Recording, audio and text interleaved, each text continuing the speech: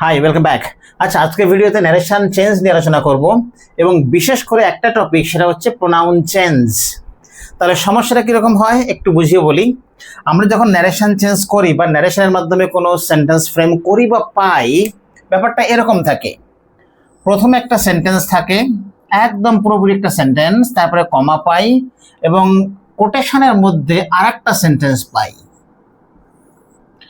এবারে লাস্টে হয় ফুল স্টপ হয়, অথবা কোয়েশ্চেন মার্ক হয়, অথবা এক্সক্লেমেশন সাইন বা বিস্ময়যোগ চিহ্ন হতে পারে।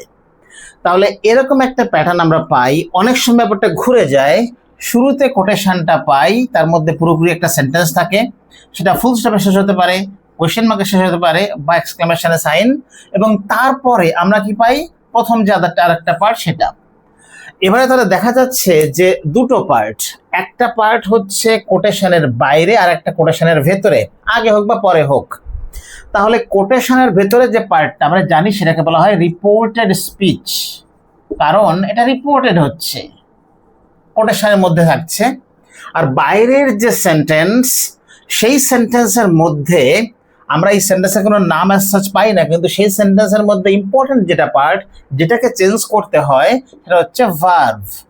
আমি একটু ব্যাপারটা বোঝাই। তাহলে সাবজেক্ট ভার্ব যদি অবজেক্ট লিখি এই প্যাটার্নে, তাহলে এই সাবজেক্ট অবজেক্ট যেহেতু চেঞ্জ করার কোনো ব্যাপারই নেই কোটেশনের বাইরে, শুধুমাত্র চেঞ্জ হয় এই ভার্ব, তাই জন্য বাইরের অংশটা সেটাকে আমরা এই ভার্বের মাধ্যমে বোঝার চেষ্টা করি এবং সেটাকে আমরা কি বলি, আমরা বলি রিপোর্টিং ভার্ব।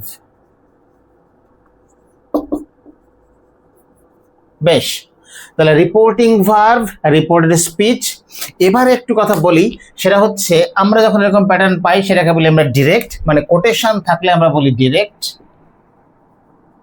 আর কোটেশন তুলে দিলে সেটা হয়ে যায় indirect.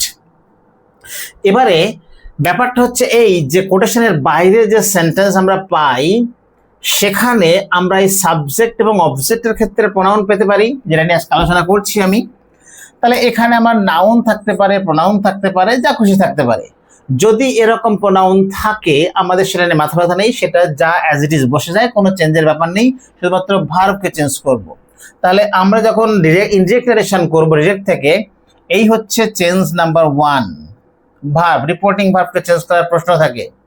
Number 2, comma inverted comma তুলতে হবে, লাস্টে ফুল স্টপ নাকি কোয়েশ্চেন মার্ক নাকি এক্সক্লেমেশন সাইন, তার উপরে ভিত্তি করে এই জায়গায় আমরা বিভিন্ন এলিমেন্ট লিখি।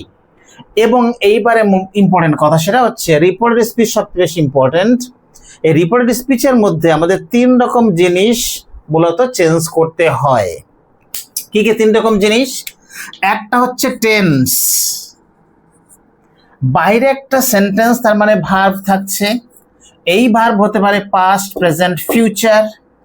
এই ভার্ব অনুযায়ী আমরা রিপোর্টেড স্পিচ, যেহেতু একটা সেন্টেন্স, তার ভার্বটাকে চেঞ্জ করব, অর্থাৎ টেন্স মেনে। গেল নাম্বার 1, এটা আমি আজকে আলোচনা করছি না। 2 নম্বরটা, সেটা হচ্ছে অ্যাডভার্ব বা ইভেন ভার্ব, কিছু কিছু ভার্বের ক্ষেত্রে আসে, তো এটা নিয়ে আমি আলোচনা করছি না আজকে।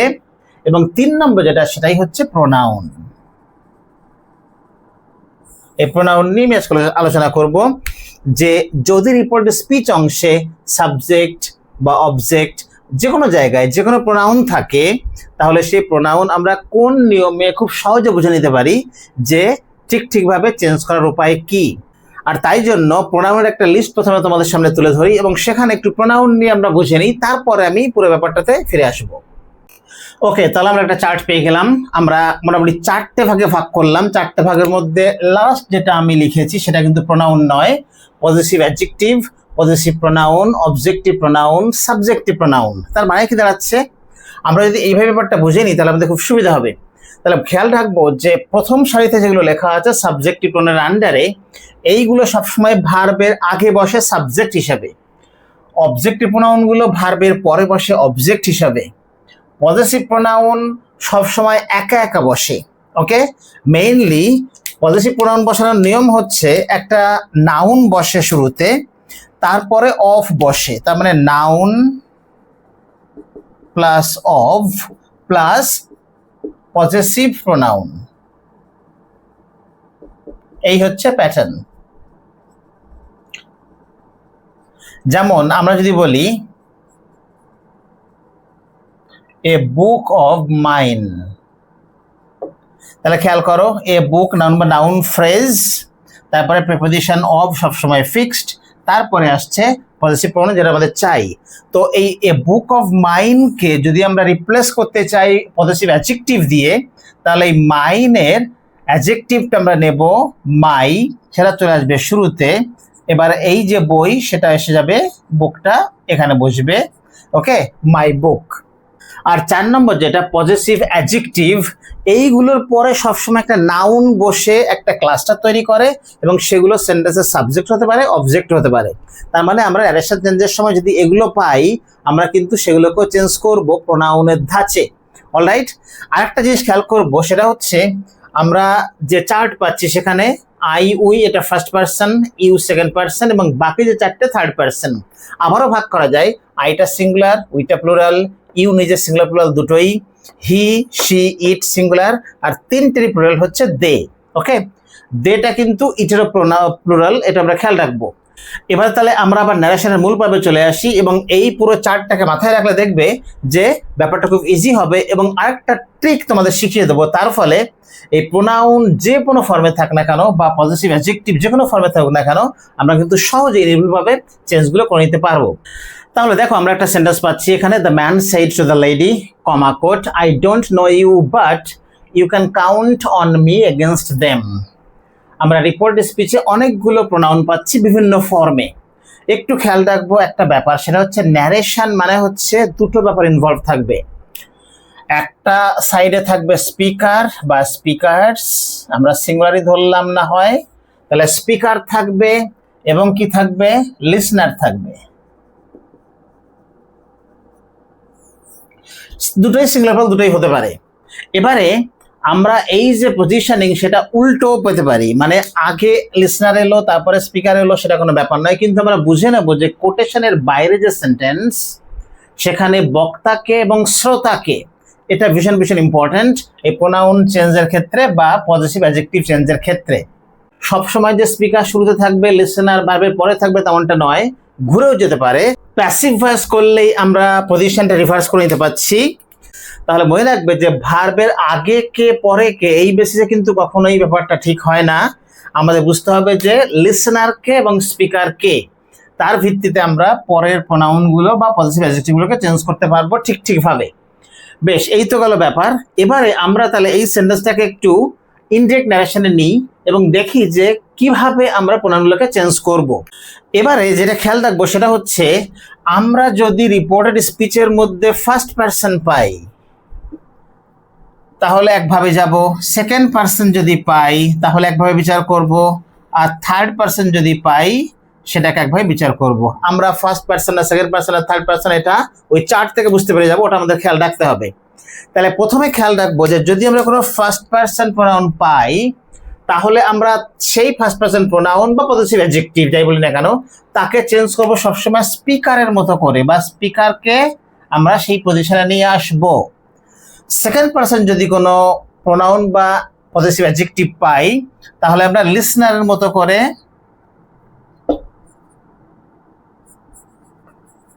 চেঞ্জটা করব। আর থার্ড পারসন যদি পাই সেটা প্রোনাউন বা পজিটিভ অ্যাডজেক্টিভ, সেটা চেঞ্জ করার কোনো প্রয়োজন হয় না, আনচেঞ্জ থাকবে। অলরাইট, এবারে আরো একটা ব্যাপার, সেটা হচ্ছে আমরা এখানে যে প্রোনাউন বা যে পজিটিভ অ্যাডজেক্টিভ পাবো সেটা যে ফর্মে থাকবে, সাবজেক্টিভ যদি থাকে তাহলে স্পিকার আনি বা লিসনার আনি তার সাবজেক্টিভ নেব। যদি এখানে সিঙ্গুলার বা প্লুরাল থাকে যাকে নিয়ে আসবো তারও সিঙ্গুলার প্লুরাল ফর্মে আনতে হবে, এই হচ্ছে রুল।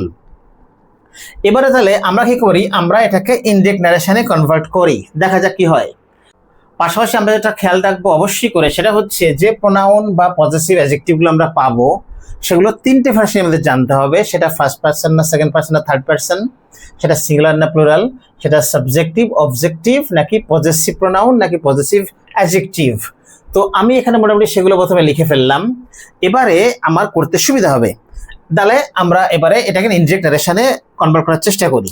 তাহলে যেমনটা আমি বললাম যে স্পিকার এবং লিসনার আমরা তাদের প্রোনাউনটাও বুঝে নেবো। দ্য ম্যান এখানে নাউন ফ্রেজ পাচ্ছি, তাকে আমরা হি দিয়ে বলতে পারি, দ্য লেডি তাকে আমরা শি দিয়ে রিপ্লেস করতে পারি, প্রোনাউন ইউজ করতে পারি, কারণ আমরা তো বারবার the man the lady use করব না। অলরাইট, তাহলে আমরা শুরু করি। তাহলে দ্য ম্যান শুরুটা করি আমরা নাউন ফ্রেজ দিয়ে, ম্যান পেলাম আনচেঞ্জড। এবারে সেইড টু একসঙ্গে আসবে, কারণ প্রিপোজিশনটাকে সবসময় ভার্বের সঙ্গে রাখতে হবে।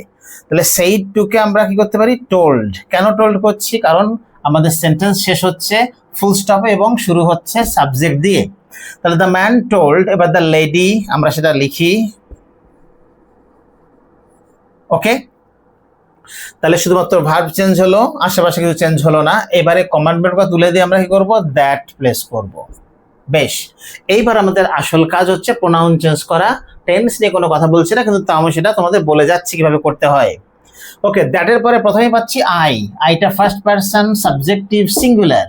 আইটা যদি পাই বা যদি ফার্স্ট পারসনের অন্য কোনো ভার্সন পাই, তাকে আমরা চেঞ্জ করব বাইরে যে স্পিকার তার মতো করে। আগে কে আছে আমার ভাবার দরকার নেই, বাইরে কে স্পিকার।